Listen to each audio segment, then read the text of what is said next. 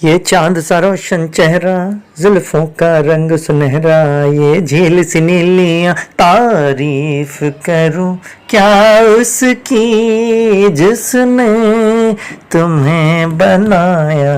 कुछ रीत जगत की ऐसी है। Hello, welcome back to my official YouTube channel Dashing Golden Diaries. Dashing Golden Diaries में आप सभी लोगों का स्वागत है। और आज वीकेंड फिल्म रिव्यू में हम बात करेंगे हाल ही में रिलीज की हुई फिल्म रूही के बारे में, जिसमें जानवी कपूर और मशहूर अदाकार राजकुमार राव ने काम किया। सबसे बड़े रियलिस्टिक एक्टर हैं।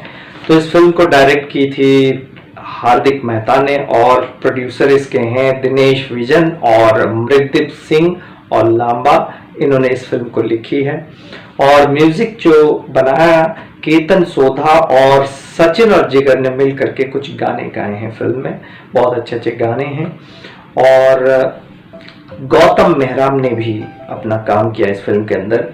पटकथा उन्होंने लिखी है। सिनेमाटोग्राफी इसकी की है जिन्होंने, वो हैं अमलेंदु चौधरी साहब, सिनेमाटोग्राफर हैं इस फिल्म के।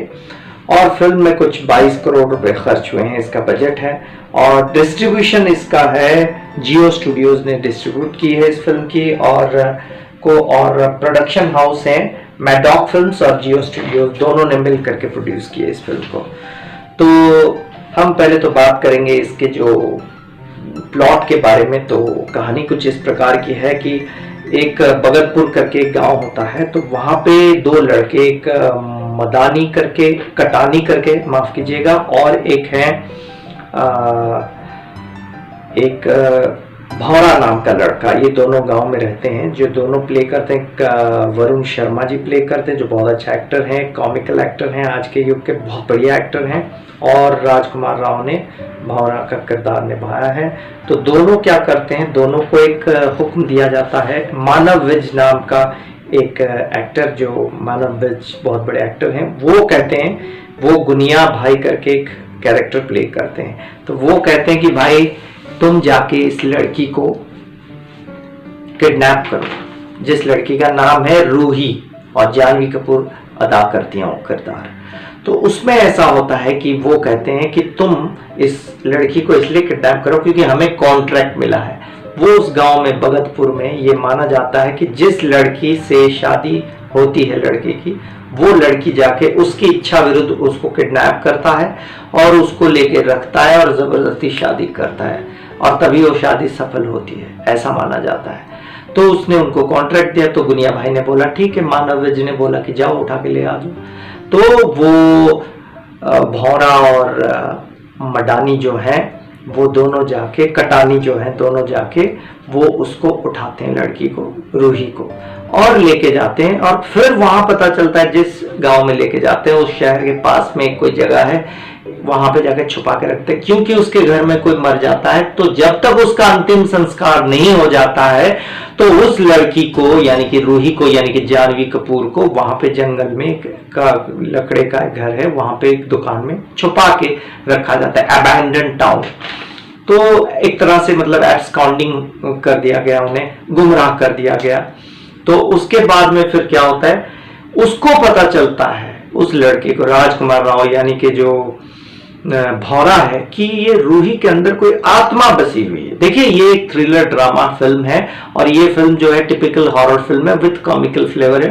वो जो लड़की उसके अंदर है, जो बसी हुई दूसरी आत्मा, उसका नाम है अफजा। वो लड़की जो कि रूही और अफजा दोनों का कैरेक्टर जो है वो पोर्ट्रे करती है जानवी कपूर। तो वो देखती है कि वरुण शर्मा जो कॉमिकल लड़का, उसको देख के वो फिदा हो जाती है और वो चाहती है कि ये उससे बात करे। तो ऐसे ही कश्मकश में ड्रामा चलता रहता है। फिर वो सरिता जोशी जो बड़ी हीरोइन है, बड़ी कलाकार हैं, तो वो एक महिला कलाकार हैं, वो एक बुजुर्ग महिला है। उनसे पता चलता है भौरे को, यानी कि जो राजकुमार राव को, कि वो आत्मा जो है उसको निकालने का एक तरीका है।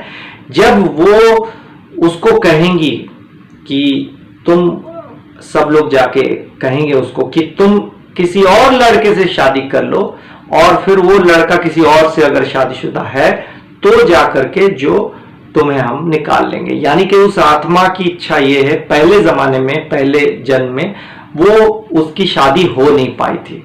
तो जब उसकी शादी नहीं हो पाई थी तो ये क्या चाहेगी कि रूही की शादी भी होगी लेकिन मेरी भी शादी होनी चाहिए, और किसके साथ? वरुण शर्मा के साथ। तो ऐसे ही कश्मकश में गुनिया भाई भी आ जाते हैं, वो कहते हैं नहीं ऐसा नहीं हो पाएगा, यहाँ से इसको हटाना पड़ेगा क्योंकि पुलिस पीछे पड़ी हुई है। और रूही के पिता ने जो है पुलिस में शिकायत दर्ज कर दी है कि मेरी बेटी को अगवा कर लिया गया है, उसको किडनैप करके पहुंचा दिया गया, कहीं जाओ खोजो।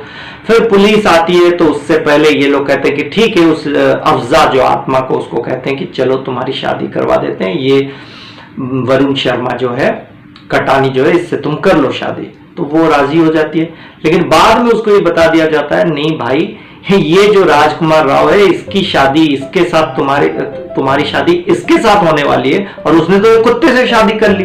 तो होती भी है कुत्ते के साथ शादी। तो उसके बाद तो कश्मकश में ड्रामा में पता चलता है, लेकिन उस टाइम में ये पता लग जाता है रूही को कि उससे बहुत शक्ति मिली हुई है। किससे?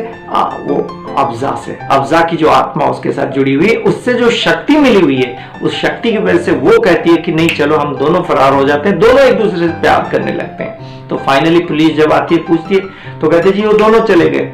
दोनों कहाँ चले गए? ना दोनों की शादी हो गई और दोनों चले गए कहीं। तो दोनों लड़कियां चली जाती हैं, और कहाँ जाती हैं, क्या होता है ये किसी को नहीं पता चलता है। बस इसका क्लाइमैक्स एक ड्रामेटिक क्लाइमैक्स होता है, ये पता चलता है कि कौन कब कहाँ मिलता है, किससे मिलता है, कौन कहाँ जाता है, किसी को पता नहीं लगता है।